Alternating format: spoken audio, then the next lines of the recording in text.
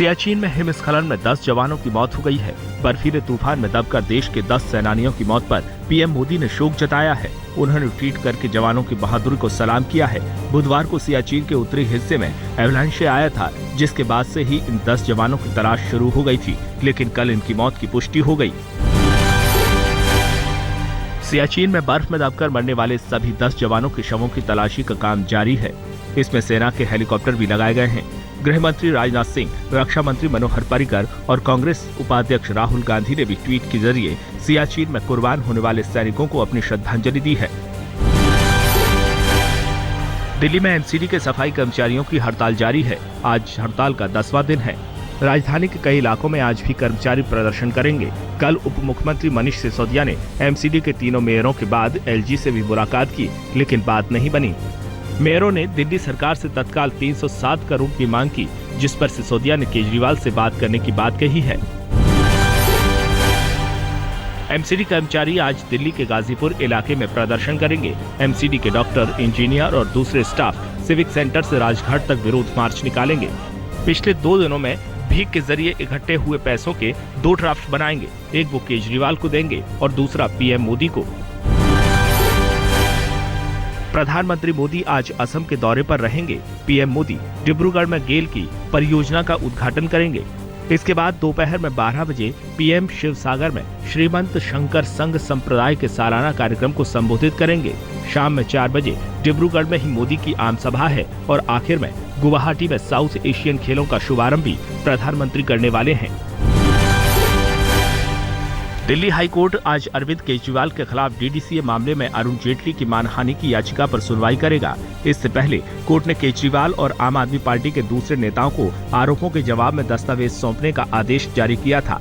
बदले में केजरीवाल ने 2000 पन्नों का जवाब दाखिल किया था।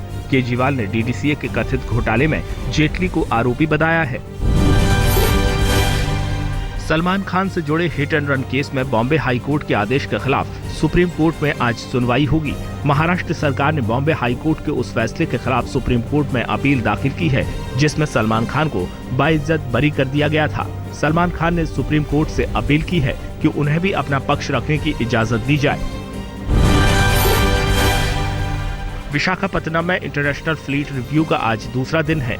50 से ज्यादा देशों के करीब 70 युद्धपोत समंदर में अपनी ताकत की नुमाइश कर रहे हैं। भारत के युद्धपोत आईएनएस विराट और आईएनएस विक्रमादित्य इस फ्लीट शो की शान बनकर उभरे हैं। इस अभ्यास में चीन, अमेरिका और रूस के जहाज भी हिस्सा ले रहे हैं।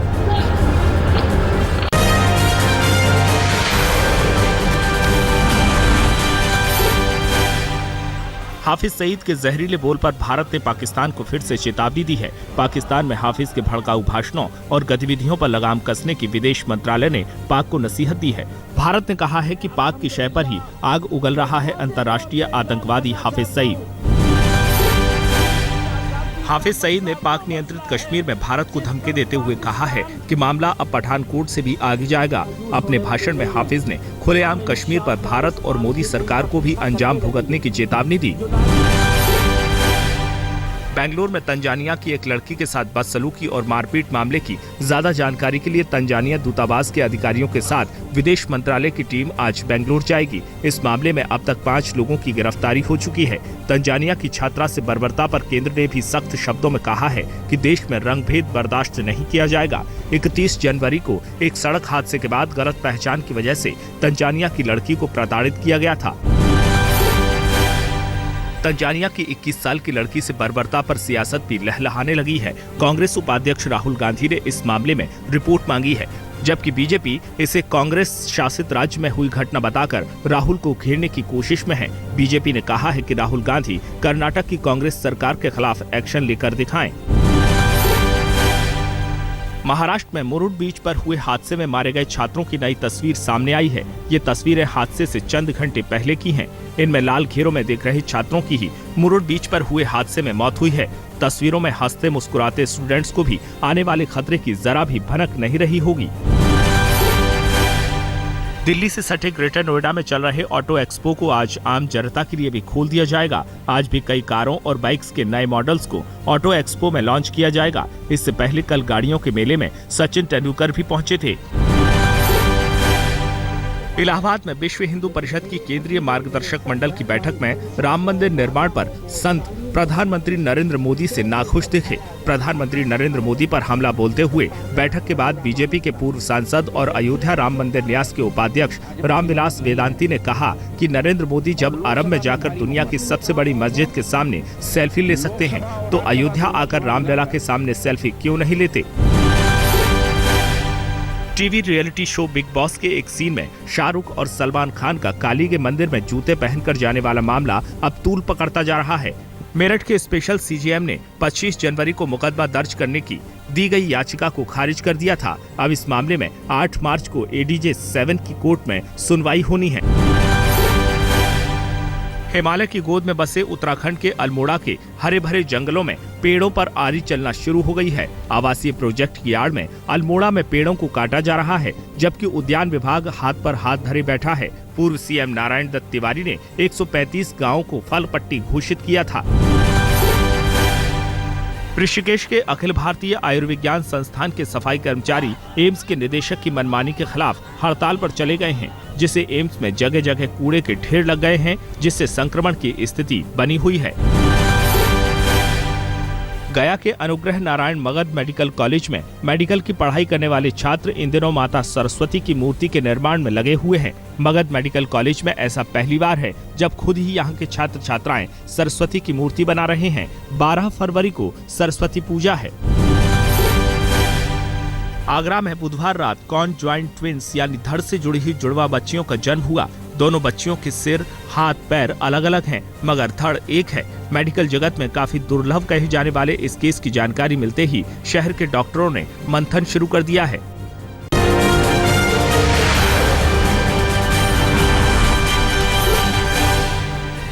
आज कांग्रेस उपाध्यक्ष राहुल गांधी सभी राज्यों के कांग्रेस अध्यक्षों के साथ बैठक करेंगे। सूत्रों के मुताबिक राहुल गांधी मनरेगा की मौजूदा स्थिति और उपयोगिता पर चर्चा करेंगे। साथ ही ये भी कहा जा रहा है कि बैठक में प्रधानमंत्री मोदी को घेरने की रणनीति पर भी बात होगी। केंद्रीय मंत्री रामविलास पासवान ने कहा है कि केंद्र को एक ऐसा कानून लाना चाहिए जिससे निजी क्षेत्रों में भी आरक्षण मिल सके। पासवान ने कहा है कि आजादी के इतने सालों बाद भी देश में दलितों की हालत में बहुत सुधार नहीं हुआ है, लेकिन निजी क्षेत्र में नौकरियों में रिजर्वेशन से हालात बेहतर होंगे। 5 राज्यों में विधानसभा चुनाव से पहले मोदी सरकार ने खेला है महिला कार्ड। अब पंचायत चुनावों में 50% तक हो सकता है महिलाओं का कोटा। संसद के बजट सत्र में सरकार संशोधन बिल ला सकती है। बिहार में लगातार हो रहे बलात्कार, हत्या, लूट और सरकार की बेइंतजामी के खिलाफ पटना में बीजेपी कार्यालय के पास 24 घंटे का अनशन और धरना का आयोजन किया गया। इसमें एनडीए घटक दल के नेता जीतनराम मांझी भी शामिल हुए। बिहार के प्रदेश बीजेपी अध्यक्ष मंगल पांडे, सुशील मोदी समेत कई बड़े नेता इस मौके पर मौजूद थे। कनाडा के पहले सिख रक्षा मंत्री हरजीत सज्जन को संसद में नस्ली टीका टिप्पणी का सामना करना पड़ा। वरिष्ठ कंजर्वेटिव सांसद और पूर्व रक्षा मंत्री जैसन कैनी ने प्रश्नकाल के दौरान चिल्लाकर कहा कि जब सज्जन बोलते हैं तो सांसदों को अंग्रेजी से अंग्रेजी अनुवाद की जरूरत होती है। कई लिबरल सांसदों ने कैनी की टिप्पणी को नस्लीय बताया।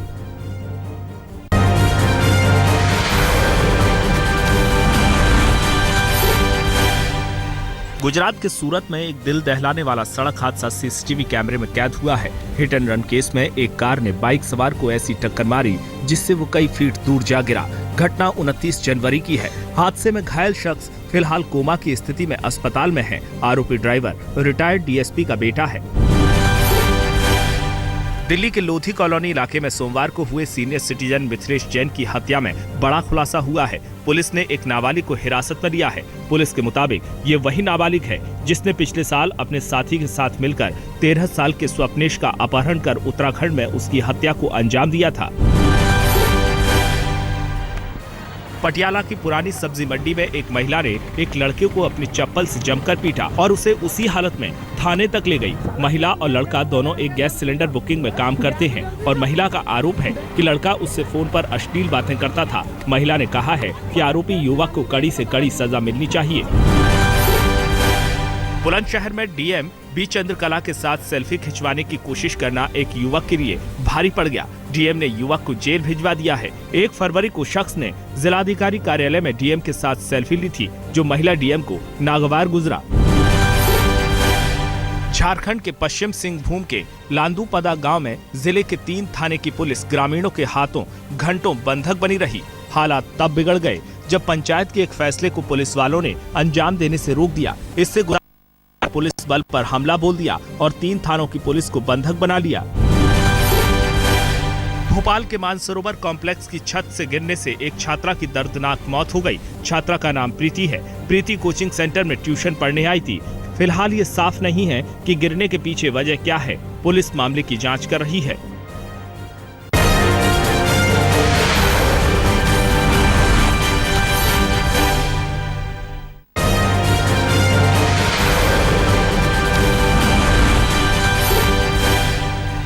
उत्तर प्रदेश में समाजवादी पार्टी विधायक जाहिद बेग की साइकिल चोरी हो गई। मामला हजरतगंज के पौष इलाके पार्क रोड स्थित विधायक निवास का है। जाहिद बेग भदोही जिले से एमएलए हैं। बेखौफ चोर जाहिद बेग की उनके घर के बाहर खड़ी साइकिल को दिन दहाड़े लेकर रफूचक्कर हो गए। हजरतगंज पुलिस साइकिल चोरों की तलाश में जुट गई है। गुवाहाटी राजधानी एक्सप्रेस से पुलिस ने 25 किलो गांजा बरामद किया है। असम का गांजा तस्कर सुहेल भी गिरफ्तार किया गया है। डिब्रूगढ़ से नई दिल्ली जाने वाली राजधानी ट्रेन में AC 2 बोगी में गांजा के साथ स्मगलर सुहेल कटिहार तक का सफर कर रहा था। हरियाणा के सोनीपत से दिल दहलाने वाली घटना सामने आई है। जिले के टांडा गांव में एक पत्नी ने पहले तो अपने पति के दोस्त के साथ प्रेम प्रसंग कर पति को धोखा दिया और फिर प्रेम में अंधी पत्नी ने अपने प्रेमी के साथ मिलकर अपने पति को मौत के घाट उतार दिया। पुलिस इस मामले में खुलासा करते हुए मृतक की पत्नी और दोस्त को गिरफ्तार कर चुकी है। पश्चिम बंगाल के कूच बिहार में एक महिला की सरेआम पिटाई की गई। मामला विवाह के बाद प्रेम प्रसंग का बताया जा रहा है। महिलाओं ने आरोपी महिला की न सिर्फ जमकर पिटाई की बल्कि सरेआम उसके बालों को भी काट दिया। तमाशबीन भीड़ तमाशा देखती रही। राजस्थान के धौलपुर जिले में खरेर नदी के पास बारातियों से भरी एक DCM गाड़ी अनियंत्रित होकर बेकाबू होकर पलट गई। गाड़ी के पलटने से उस पे सवार तकरीबन 2 दर्जन बाराती घायल हो गए, जिनमें से 4 की हालत गंभीर बताई जा रही है।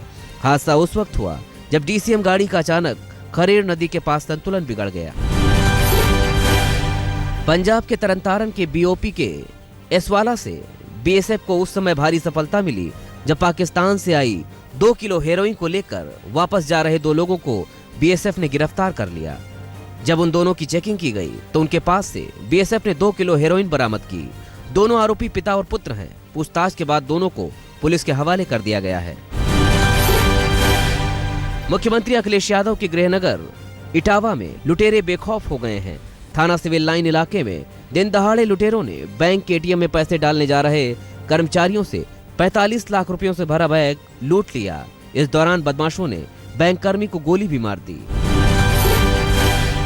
मुंबई से सटे मीरा रोड के पूनम सागर कॉम्प्लेक्स के रीगल आर्केड बिल्डिंग में चड्डी बनियान के एक गिरोह ने एक हीरोइन के घर चोरी की वारदात को अंजाम दिया।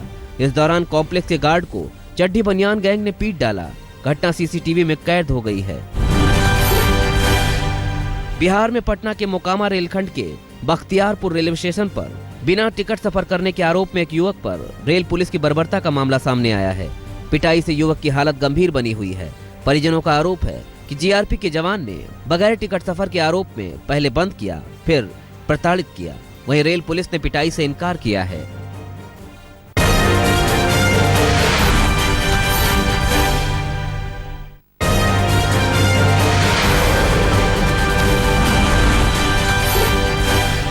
आज एशिया कप T20 और वर्ल्ड T20 के लिए टीम इंडिया का ऐलान किया जाएगा। BCCI चयनकर्ताओं की बैठक दिल्ली के ITC मौर्य होटल में दोपहर 1 बजे शुरू होगी।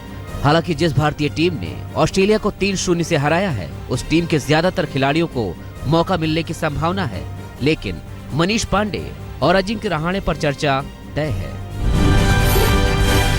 24 फरवरी से बांग्लादेश के मीरपुर में एशिया कप T20 मुकाबले शुरू होंगे, जिसमें एशिया की 5 टीमें हिस्सा लेंगी। फाइनल 6 मार्च को होगा। वहीं 8 मार्च से वर्ल्ड T20 टूर्नामेंट का बिगुल बजेगा और 3 अप्रैल को ईडन गार्डन में फाइनल मुकाबला होगा। भारत को वर्ल्ड T20 का सबसे प्रबल दावेदार माना जा रहा है।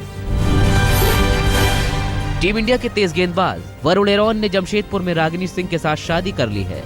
शादी की रस्मों को सेंट मेरी चर्च में बड़ी सादगी के साथ निभाया गया। एक तरफ जहां वरुण ब्लैक ड्रेस में थे, तो उनकी पत्नी रागिनी सफेद रंग के गाउन में काफी जच रही थी। शादी के बाद नई नवेली जोड़ी अपने नाना की पुरानी कंटेसा कार से विदा की गई। जहां जमशेदपुर में वरुण एरोन की शादी हो गई, वहीं आज राजकोट में टीम इंडिया के ऑलराउंडर रविंद्र जडेजा की सगाई है। रविंद्र जडेजा की सगाई रीवा सोलंकी से होने जा रही है। रीवा भी राजकोट की हैं और उन्होंने मैकेनिकल इंजीनियरिंग में पढ़ाई की है।